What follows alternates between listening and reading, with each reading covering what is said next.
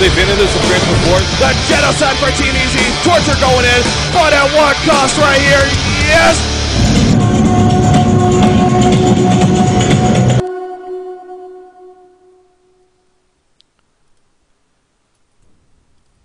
Alright, welcome to the honcast.com presentation on Breaking CPK. Gonna be a shoutcasting Nelson. Joining me is Ziori here as my co-caster, and this is the DreamHoN Oceanic region Grand Finals. That is right, the Grand Finals are upon us.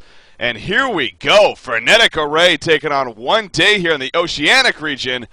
Best out of 5 series. Of course, Frenetic Array, they are up 1-0 here in this best out of 5 as a result of coming from the winner's bracket, so that is definitely a big thing to keep in mind. But one day, out of all the other teams in this event, no doubt the team that really gave Frenetic Array their toughest challenge throughout that winner bracket, you know, in terms of them advancing. So that's definitely something to keep in mind. But in the long run, Frenetic Array, the tournament favorites for a reason.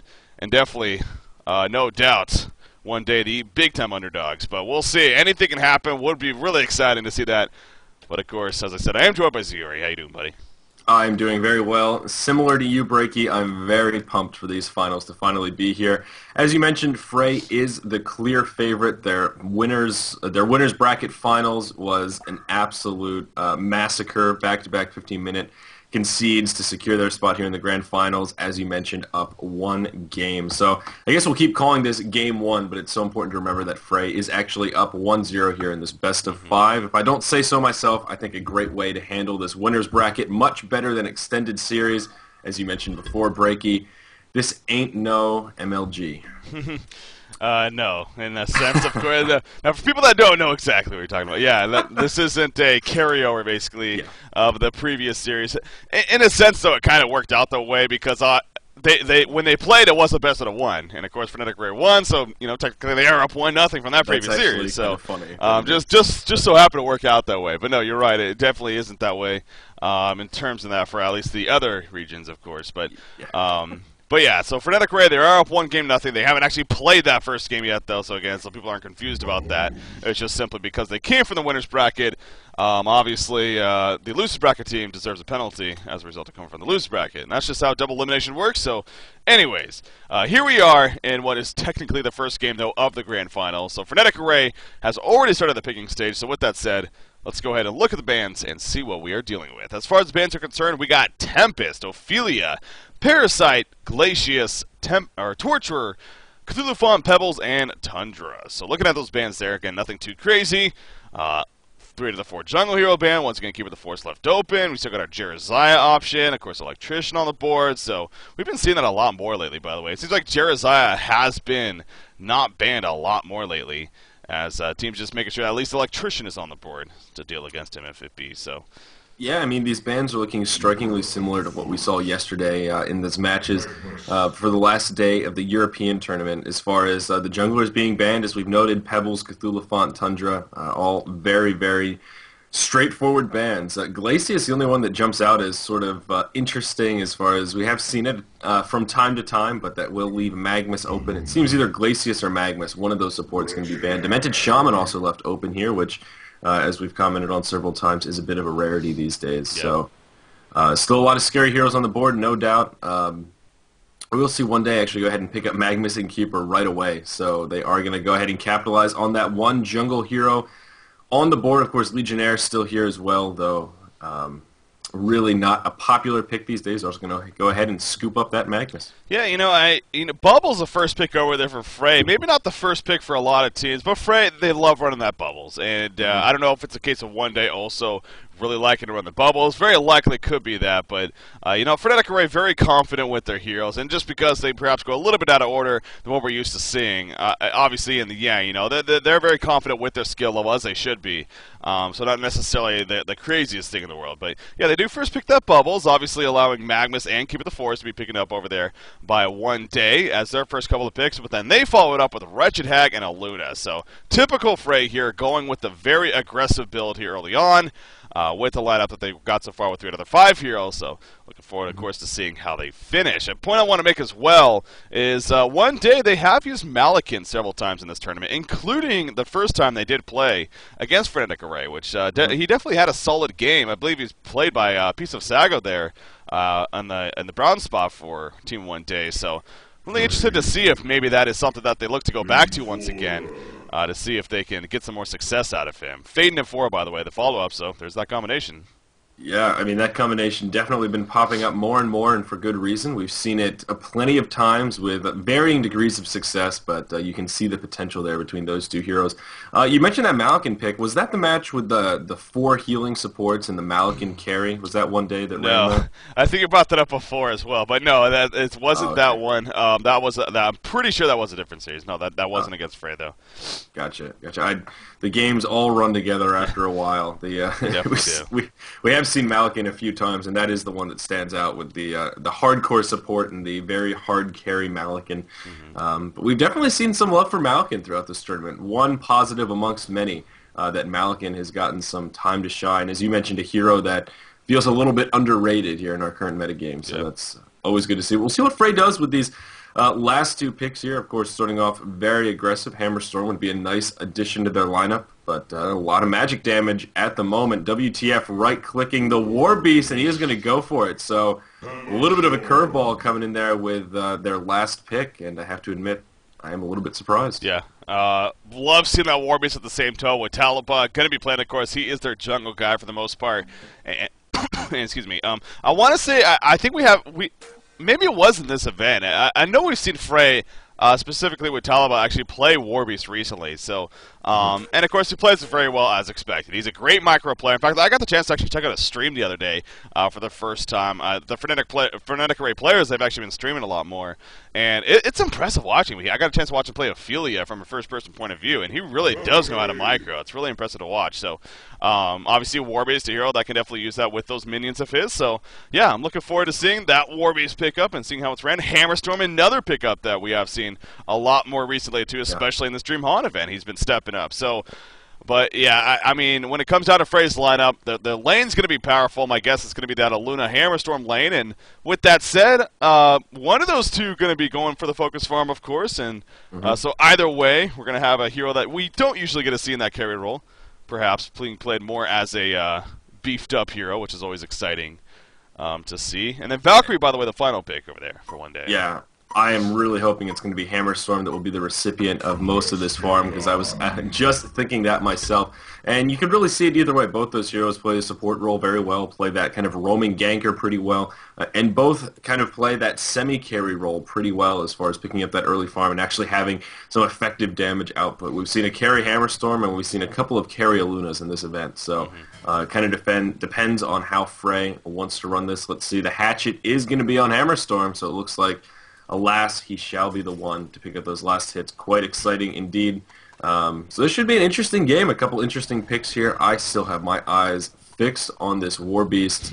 Like you said, with Talaba, a great player, but last time we saw War Beast, at least, really wasn't so effective. Last time I recall was when they ran it in the Fnatic lineup, and I think against TDM in that series. Yeah. So it's been a while since I've seen a War Beast, and that's what's fresh in my memory, at least the most recent memory of He War does Beast. seem like a very... we do see him occasionally, as especially with this jungle meta game, obviously. Well, not even necessarily a jungle meta game, but jungle heroes popping up here and there in most games. And we do see the occasional War Beast pickup, but you're definitely right. I mean, more so than not, it seems like he is on the unsuccessful end. So, but again, we're talking about great player, and of course, Frenetic Array, an excellent team. So, yeah, it's not like they're going into this game. And again, they've been taking this whole event very seriously too. They understand that they are the favorites, and again, back to the interview, Talaba made that clear. But at the same time, they are taking it serious. They know what is on the line. They really want to get a chance of revenge at DreamHack, of course. And I say that because DreamHack winner, they finished to second place as they were the runner-up to Fnatic MSI at that time. So. They definitely want a chance to get back, not only get back, but also win the whole thing. And obviously, winning this series here would be really the first step in doing so. So they're definitely on the ball. They're making sure that they are going to win this. And so it's not like they're going with, we're just going to have some fun here because we're up 1-0, whatever. No, I'm sure they're very, very confident in their strategy. So, again, for VOD purposes and for people that might just be tuning in now, they are using Insane instead of Bobo. Bobo, unfortunately, had a scheduled event come up today, but Insane, a solid player in himself. He is from Australia, I believe, and has played with Fnatic Ray in the past. So again, it's not like it's a random ringer that they just picked up for this match. And he was on the roster, of course, for the DreamHoN event. So just to clarify that, on top of course, Fnatic Ray up 1-0 here in what is still game number 1 in this best of 5 series. So yeah, love Fray's lineup though. Obviously, Warby is going to be the big focus. But how about this Hellborn team? We talked about that. Then in for a Fade combination that they're going to run. And they also sent Magnus to solo mid here for their side. So it's definitely some interesting lanes going on. Yeah, this is sort of strange. Like you mentioned, Magnus going to be solo. And that's one of the things that sort of crossed my mind looking at these lanes. You first go, okay, nice. We've got the Nymphora Fade combo, Valkyrie Magnus. And then you recognize, oh, but then there's a keeper. So they're kind of forced to split this Valkyrie Magnus combo, which I guess is a little bit unfortunate because they could have that powerful lane, but Magnus seems to be holding his own in the mid, sitting 4-0 at the moment against the 6-1 Bubbles, so he does have that hatchet. Going to be picking up a few last hits, so hopefully Magnus picking up this early farm, of course, can transition into a nice timely portal key. You know, we've seen Magnus do quite well as far as hitting level 11 in a pretty timely manner as well. Really making that ultimate a powerful tool. So all things considered, looks pretty good for the Hellborn side. And I think this Fade Nymphora lane is going to do quite well against Slicks on Wretched Hag. So they do have a 2v1 lane, which does mean that Fade is going to be able to pick up a pretty good amount of farm, which she is doing with flying colors here, now sitting 9-3 against the 3-0 Hag. Yeah, what it keeps going back to with that lane setup is how impactful is this Fade Nymphora going to be once they do hit that 6 and 7 mark. They really need them to be aggressive. They really need them to get kills, or else, picking up a combination like that pretty much becomes null. I mean, there really was no point in picking it up in the first place if they're not going to be active and they're not going to get those kills earlier on. So, I mean, I will say this much. I mean, off the bat here, they're really harassing Slicks here in the lane and constantly forcing him to basically hug that tower. But the lane is getting pushed up a little bit, and obviously, as you see, Wretched Hag leading in the levels, definitely a big part as a result of that. So that is the good news for Fnatic Ray. And, of course, Slicks on that Wretched Hag, definitely a very powerful player-hero combination that you're going to have to deal against. Nice lead by Valkyrie at the top lane. She left. She still got stunned with the Hammer Storm stun, but she was able to put herself in a good position. The power throw will miss. Now she's going deep into the woods, and she will end up surviving. However, in the meantime, in the middle lane,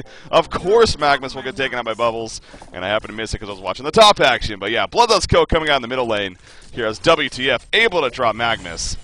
I can't say I'm too surprised, though. No, I'm for Magnus. I'm not too surprised, but I would like to see Magnus just play that a little more defensively, really underestimating the amount of burst that Bubbles can put out even at these early levels. And now it's just so unfortunate. I mean, Magnus level 3 while Bubbles is level 5. Rune Control not going to go in favor of WTF, who's going to head bottom to pick up that illusion. So now Magnus, Roasted Mango, is really going to be between a rock and a hard place. He doesn't have a shield, so he's going to be so susceptible to that Bubbles auto attack harass. In the top lane, though, Luna going to be in big trouble. Going to follow that last auto attack from KVX, so Valkyrie going to get a bit of a recovery here in the top lane. Going to be in good shape. And back to Magnus here, just taking more harass from Bubbles. One Shell Surf takes him down to almost half health. I'm not sure what Aluna was thinking right there. That was very, very, very iffy on her part. I mean, she kind of went over to harass Keeper the Force a little bit, and maybe even do some pulling. I'm not even sure, but yeah, she kind of put herself in poor positioning right there. And Keeper the Force was like, "All right, I'm just gonna send my Tree Dogs on you as well." And sure enough, help get a kill right here. So obviously Valkyrie also coming over to help assist for that. In fact, she did get the kill. So yeah, very questionable play by Insane, unfortunately coming out for playing that Aluna. But in the end, it still remains a tie game in terms of 1-to-1 hero kills. But Leon Black, in the meantime, at the top lane, seems like he is having a very good time in farm. 22-13, obviously against that 6-1 Valkyrie. Again, he did go the hatchet, so we are going to see that beefed up Hammer Storm here earlier on. He did go stats first, or maybe he went Galvanize first, but he is going stats now, at least the one level into stats here. So looking forward, though, to seeing how he builds. It's going to go straight to something like, obviously, something like Steam Boots first, but wouldn't be surprised if it goes for that portal key very early on. And a portal key Hammer Storm can be deadly. Not only sets you up for a great stun position, but it also allows you to activate that ultimate and get right next to the people that you want to go on and just pound their face in. We did get the chance to see Slicks play Hammer Storm carry in the Winners Bracket Finals, I believe it was, a couple days ago. And, yeah, he just dominated. So I'm wondering if it's going to be kind of that similar role. By the way, Magnus once again gets dumped here in the middle lane by Bubbles, but that quick stun, and Bubbles will be forced to run away. Yeah, unfortunate for Bubbles. He does have a kelp field up, so really wanted to pick up that kill, and it seemed like he was teetering back and forth trying to decide if he could get that kelp field off. As you see, getting very aggressive in the lane, just trying to find Magnus, but alas, Magnus will head back to the well. Down in the bottom lane, though, we do see some action stuns coming out onto Wretched Hag. Slick's going to be able to survive, and he will turn it around onto Fade. Piece of Sago going to overcommit a little bit, take that tower auto attack, and Slick's going to turn it around. So well played by Slicks. Now I think we could call this a victory here in the 2v1 close lane in favor of Slicks. Now sitting about 200 GPM with Fade only at 214, so that kill really going to shift the momentum down here and push Slicks over the edge for level 6 now. Valkyrie in the top lane going to be in a little bit of trouble. The power throw going to connect. Keeper will come over with the invis. Very clutch timing there from Keeper of the Forest. And KVX will survive just fine. Going to be able to use that potion. 3.5 seconds stun going to connect to the Luna. Looks like Nzane going to be in big trouble. There's the call of the Valkyrie, and down she goes. So well played by KVX to survive and then ultimately turn it around as well. Yeah, very well played indeed. I mean, that was a great escape by Valkyrie in the first place, and then turning that around. Unfortunately, I just missed the action on the turnaround initially, but we did catch the last hit of that. But yeah, the bottom lane, Wretched Hag, I mean, definitely, you can almost say baiting Fade into diving a little bit. It took him a little bit, I was wondering if he was going to use those battery charges, but sure enough did, and then turn it around with the Sonar Scream. So yeah, Fade obviously really got focused, tunnel vision on getting that kill, and maybe should have just let Nymphora perhaps try to finish her off instead. Obviously, it's all a hindsight thing in the moment, but hey. In the meantime, Warbeast is actually going to take some harassment here as Fade and Nymphora come in. We do see a kill in the middle lane in the meantime, but Warbeast is actually going to drop right here as Angel Advocate right there on that Nymphora will get credit for the kill. So good catch onto Warbeast. But as I said as well, the middle lane did go down. Slick's coming into the middle lane to assist WTF. For the kill onto Magnus once again. But so it ends up kind of being a 1-for-1 right there. So Warbeast, I mean, he has been having it's been kind of iffy so far. I mean, the GPM isn't the most impressive, but he is on his way towards hopefully finishing that Abyssal Skull for his sake in the near future. But yeah, that kill will definitely slow him down a bit. So not the hugest impact so far. Yeah, definitely not. I mean, we do see Slicks in this bottom lane, going to head back to the lane and get instantly stunned by the Fade Nymphora combo. And look at that damage. Slicks dropping so damn quick. Going to have to head back to the well already, so we can see the power of the Fade Nymphora combo. I'm kind of unrelenting with the amount of damage and CC they can put out pretty damn quick. So definitely a fan of this lane combo in the mid here. The Valkyrie Magnus combo going to group up to pick on WTF a little bit. That will sort of shift the momentum here in the mid lane a little bit, at least to slow down this farm of Bubbles, who is farming well above 300 GPM. Magnus sitting at 135. At first glance, that doesn't seem too bad, but then realizing that he's been mid lane with a hatchet this whole time, seeing that GPM below 150 is pretty painful. It is, but obviously getting that kill there will be good news for Rust and Mango playing that Magnus, and it was just definitely a good setup. Meanwhile, at the top lane, speaking of good setup, okay, but the Forest coming in with the root ready. There's the root on the Hammer Storm. In comes a great Valkyrie arrow for 3 seconds, and then Nymphora follows up with the Zeal Stun just in case to guarantee the kill. KVX right there on Valkyrie, getting credit for the kill. Look at this, Team One Day up 5-3 in hero kills, looking not too shabby early on. Magnus could use a Steam Bath, kind of help get away from WTF on the Bubbles in the meantime, and we'll be fine. So yeah, good job getting away right there. And you got to appreciate One Day and the way that they're playing aggressive here early on. Obviously, Fray, we keep going back to them, and just in general how aggressive they love to play. And no doubt with this slide, nothing different, but One Day answering that with some very aggressive play themselves. And again, up 5-3 in hero kills now, 9 minutes in. Fade is level 6, and you see Fade coming here to the middle lane with that invis. But Bubbles definitely feeling something up, has something being delivered. Oh, he just got a rev, though. He's going to place it down. Look at that heads up. I mean, sure, you could say that's definitely for a Steam Bath as well for Magnus. But something tells me maybe he noticed Fade's level 6. And wanted to just be sure that it wasn't going to get jumped. So very good presence of mind right there. Top lane, though. Another big gank being set up. A Luna off to the side. They see the True Dogs coming in. Wretched Dog's like, oh, crap. I need to think about blinking away soon. And is she going to do that? There we go. Of course, Root is down. But a Luna will get caught. Nzane in a lot of trouble. And Nzane will end up falling. Ooh, the arrow just dodged by Wretched Hag. But she should end up living here. Burning Shadows up in 2 seconds. If she can't blink in time, this could be dangerous. There's the Burning Shadows. The Colt comes out. Is it going to be enough burst? No, it's not. This heals an almost hit. Wow, that would have been something. But Wretched Hag is able to get away. Oh, man, living life on the edge of Slicks right there. Yeah, that placement. Is Fade going to be able to get her? The call going to miss so close. That Zeal Stun as well was just so close, but Slicks will survive, so got to give some credit to Slicks surviving the 1v4 situation. I was thinking he might actually drop that ultimate to try and keep Zane alive and maybe even set up a kill on Keeper of the Forest if he had dropped the Sonar Scream and Bat Blast. It might have actually been just enough damage to finish off Keeper, who of course does not have any magic armor. We are going to see that bottom tier 1 tower go down in favor of Fray. In the mid lane, Bubble's going to pick up that kill onto Magnus. We see Fade trying to chase him down with that double damage rune. The Burning Shadow is going to connect, so Fade going to be able to do a good bit of damage here, but it looks like Bubbles will be able to survive. Luna going to come in to support. Up in the top lane, all the while, One Day does pick up a nice tier 1 tower kill to level things out. So a lot of action happening all over the place. 10 kills in about 10 minutes and quite a bit of tower pushing. All the while, though, War Beast and Hammerstorm have been pushing this tier 2 tower in the bottom lane. Looks like War Beast is going to pay with his life, but getting the tower kill nonetheless. We're going to see Hammerstorm on the defensive now. Is he going to be able to survive? He's going to use that Galvanize, and it looks like he will be just fine. So Fray able to take out a tier 2 tower nice and early on here. Now, something I kept meaning to note here, but just with so much action keeping up, it just keeps getting distracted by it, but this War Beast, he's going and again, I'm not a War Beast expert by any means, but he's going different than what we're used to seeing from what I can recall. He does have level 4 Battle Cry. Usually we see the summon Hellhounds into the Primal Rage build, to buff up his Hellhounds and kind of make himself really beefy. Magnus, in the meantime, will get jumped to the middle lane, and he will end up dropping just so much CC and so much upfront damage. But he does have a level 4 Battle Cry. That's 16 damage with the Rallied effect, and plus 44 damage from the Battle Cry, of course.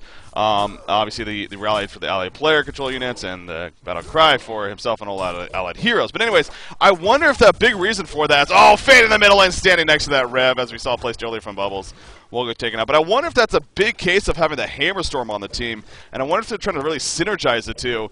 Obviously, if Hammerstorm activates an ultimate with that Battle Cry up as well, I mean, he will be hitting like a freaking truck. So, Well, I think that's some of it, but also, I mean, this is more of a pushing style build, as we see, obviously, with Talaba pushing very intense, in a very intense manner here, able to take out that tier 2 tower in the 11-minute mark.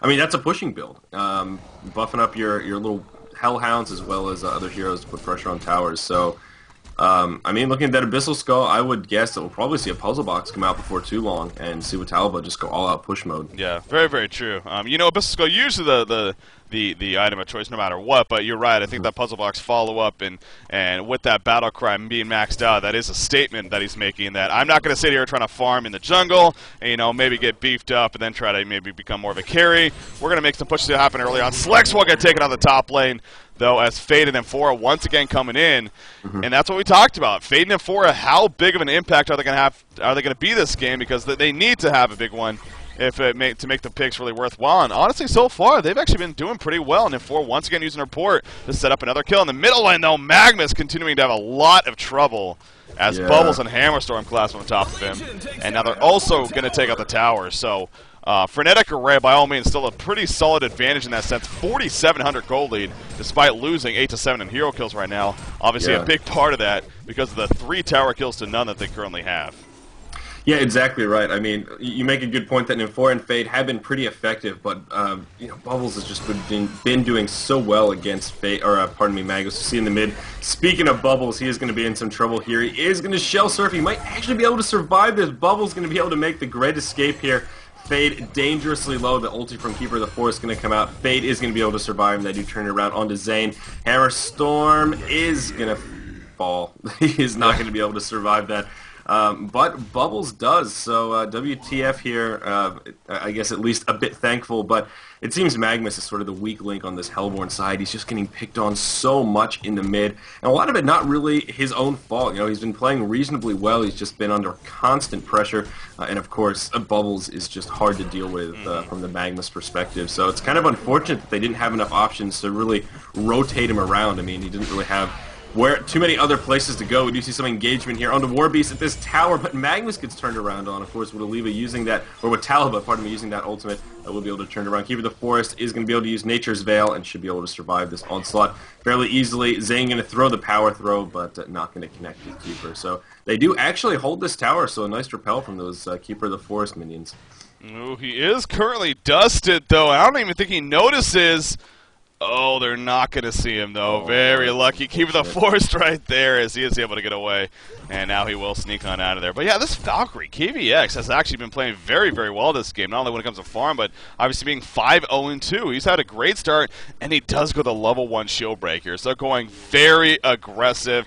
And that keeps going back to the mindset that this Hellborn team is having. You know, they're going to play aggressive against Frenetic Array. You know, try to beat them at their own game in that sense. And so Valkyrie going that level 1 shield breaker pretty much makes a statement that we're going to try to compete you damage for damage. And upfront burst. Keeper the Force is going to come back to the middle lane now. Again, he stayed around. Now he is putting it into deny range, unfortunately, and it looks like it very likely is going to get denied now. Hellborn team needs to be careful not to overcommit to this. The arrow will miss, though.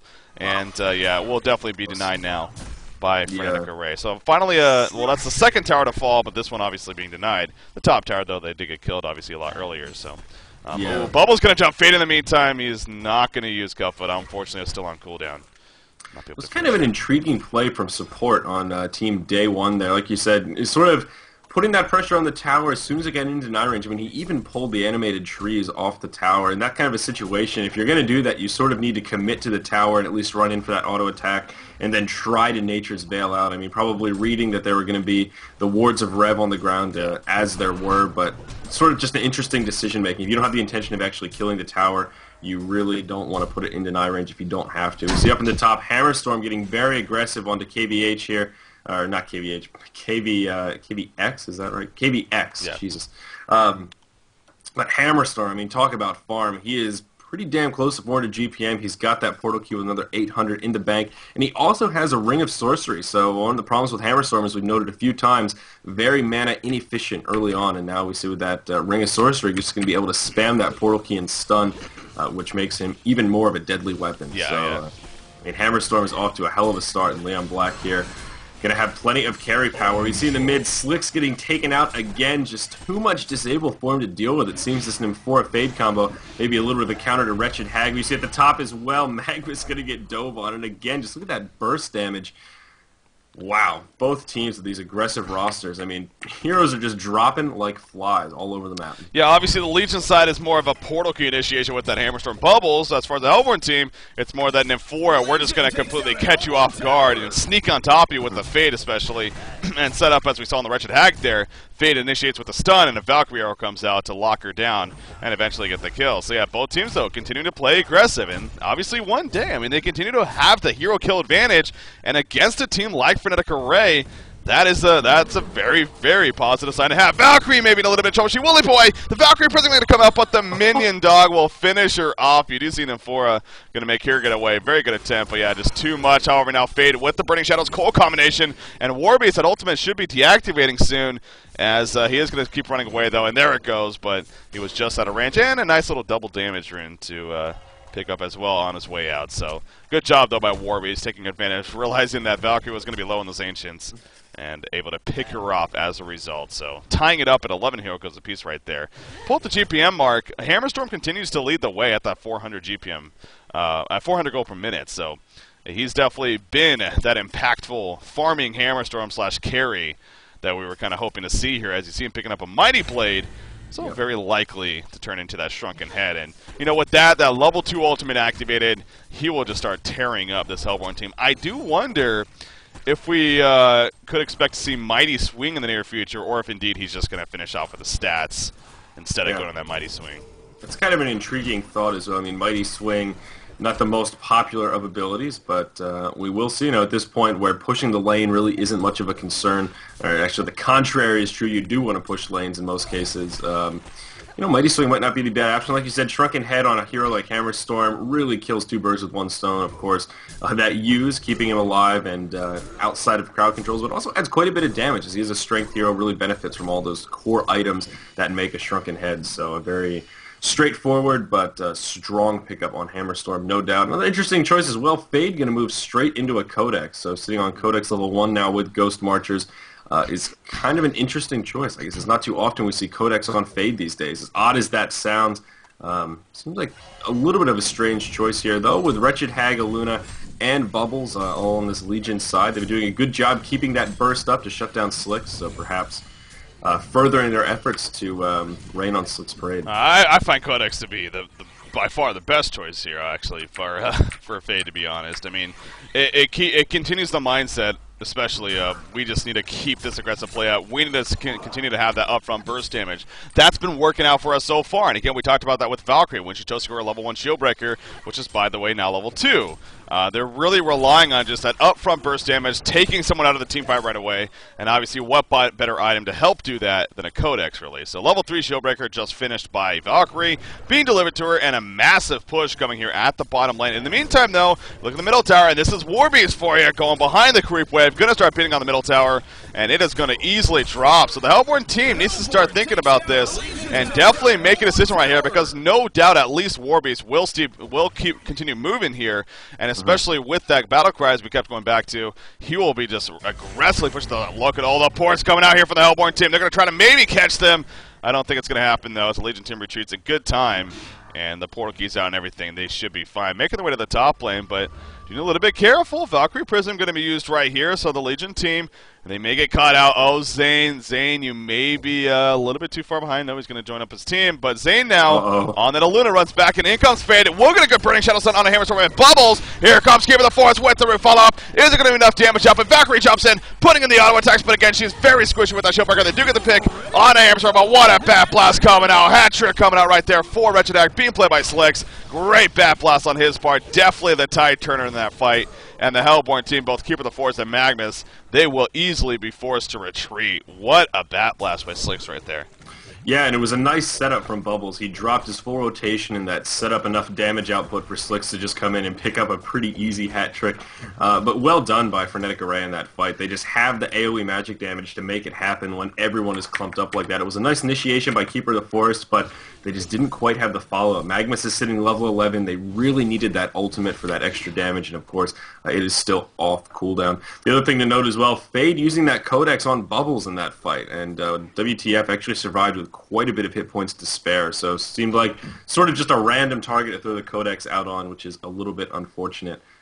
Really not capitalizing on the effectiveness of this item. Like you mentioned, sort of the whole point of Codex is to kind of insta-give one hero to make it instantly a 4v5, so just dropping that Codex on Bubbles kind of amidst the fight is a little bit disappointing. Bubbles going hardcore magic armor here, picking up a Shaman's Headdress, given all that magic damage on the Hellborn side. He says, screw it.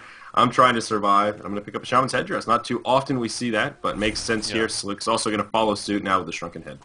Yeah, definitely makes sense there for Bubbles, especially against that Fade, as that has been kind of the bane for WTF this game. I mean, with only one death, it sounds kind of silly, but as you mentioned, the last fight, definitely using the Codex on Bubbles, so clearly Fade perhaps going to start focusing in. But yeah, going with the Shaman's Headdress, I wouldn't be surprised to see them to a Barrier Idol, to be honest.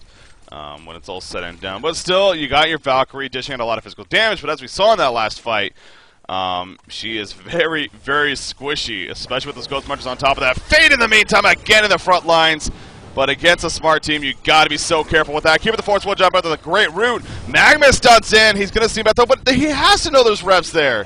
Oh no, Magnus, you were not going to survive that. We do see Wretched Act be able to blink away in time. They get that kill on Infora. And I think Frenetic Array is really starting to gain that momentum that they were looking for here. And it's looking a lot more scary now for one day. Yeah, I think this is bad news bears here, Breaky. We saw Valkyrie sort of manning up on Hag and just going blow for blow. Hag was tanking everything Valkyrie was throwing her way, and Slicks kind of dishing out more damage in the end. We see Valkyrie just going glass cannon build to the max. Doesn't even have magic armor, and as you mentioned, Ghost Marcher is not going to help as far as survivability. Just seeing Hag kind of out-carry Valkyrie already is a scary sign, because there's still some other scary carry heroes here on Frey's side, including Warbeast and Hammerstorm. You know, we do see Warbeast here following suit with that build we talked about.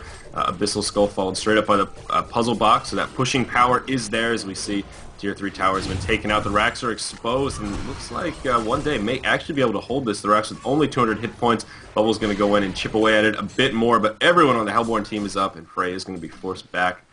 You can tell they're a little bit disappointed. Wanted that barracks and one big push, but unfortunately not going to get it. We really are seeing the power of Revs and Dust this game. I mean, obviously you look at the Hellborn side. Keeper of the Forest, Fade especially, and then even Valkyrie with the Valkyrie Prism, Steam Bath from Magnus. 4 out of the 5 heroes have a way of one sort or another to either invis themselves or each other. And obviously, I'm sure that's what went through Fray's mind in the very first place. It's like we talked about the puzzle blocks, let alone good for pushing, but having that level 3 puzzle blocks, which he just finished, I believe, now grants him that true sight. So they will also be able to see those invis units with those puzzle box minions out, but they have just been spamming these. I mean, you look at the map right now, just how many wards. Well, I guess it's maybe died down a little bit, but constantly, whenever they're pushing, whenever they're grouping up, we saw right from the beginning with Bubbles placing that in the middle lane as soon as Fate hit level 6, just being very cautious about it. And that's where Fray deserves all the credit in the world. And that's where it kind of goes back to the idea of, if you are going to choose so many stealth-style heroes, sure, they have great potential to get in there, but if you choose so many, then that really will alert the other team to make sure that they have items like those revs, like that dust, and no doubt the Hellborn, or the Legion team in this case, Fnatic Array, they've constantly upkept that. And so we see right now, one person has dust, one person has revs, and like I mentioned, they do have that level 3 puzzle box as well. So Fray deserving all the credit in the world for that, and now they are going to aggressively push these melee racks here. I don't know if one day this may be the last chance for them. 5-second round Wretched Hag right there. Will they initiate off of this? It doesn't look like it. Not too interested. And the ranged racks will fall as well. You see Warby's already moving towards the bottom with that buff activated. And the tower alone just to him is just dropping so quickly. Yeah, I mean, that was an opportunity to engage on Hag, but Bubbles with that double damage is kind of a deterrent to engage a fight right now. And of course, Hammerstorm in the front lines looking pretty damn scary. Hammerstorm actually not going to go Shrunken Head, going to opt for this Soul's Bulwark to enhance their pushing power. As we see the engage commence here, and it's looking like a steamroll for Fray. The root from Keeper is going to come out, a very defensive root though. Fade will be able to pick up a kill, it looks like. Actually, nope, not going to be able to do enough damage. Fade just going to get taken out. I saw the Codex come out and, well, just wasn't enough. So, a pretty convincing game number 1 here for Fnatic Array, of course. Starting up 1-0 in this best-of-5 series. They are 1 game away from going to DreamHoN. Yeah, that means up 2-0 now in this best-of-5, as you mentioned. So, they are indeed just 1 game away, and it is quite the truck now for Team One Day. They will need to win 3 games in a row to win this series and gain their trip to DreamHack Summer 2012. So for Fnatic Array, again, the tournament favorites coming into this event as a whole. That's continued to be the case. Really no different here. One day, no doubt expected to be an uphill battle, and especially in that game. And again, I will say this much, just like it was the first time they played Fray, they looked pretty good early on. They had advantages early on. They're one of few teams that can say to do that against a team like Fnatic Array, especially in that Oceanic region.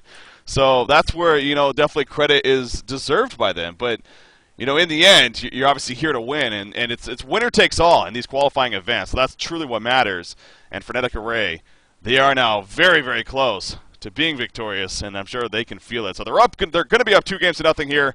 Going into that second game, again, it sounds kind of weird. I guess we kind of call it third game, but whatever. You get the point. 2-0 going into game 2. Yeah, that's the weird thing about this format. But anyways, so Fnatic Array feeling good. And one day it's going to be the track, but we'll see. Starts it's 1 game at a time. Maybe if you take it that way, you never know what can happen. So. Yeah, they definitely played solid. I think the weak link again was just that Magnus in the mid lane. Not to fault Roasted Mango too much or pick on him, just it's such a hard lane to deal with. And, the solo Magnus in that situation really just didn't work out for them. It's kind of a shame that they couldn't run that Valkyrie Magnus lane. Yep. Alas, Keeper of the Forest kind of thrown a wrench into the mix. So. Yep. Looking forward to game number 2. Indeed. So with that said, guys, once again, I was Breaking CBK. Joining me is Yuri. And as always, stay tuned to honcast.com for much, much more coverage. The DreamHoN Oceanic Grand Finals is upon us. Fnatic Array up 2-0. 1 game away from gaining that spot, going to DreamHack Summer 2012 and representing the Oceanic region. Stay tuned, guys. The next game is going to be coming up shortly. Be right back.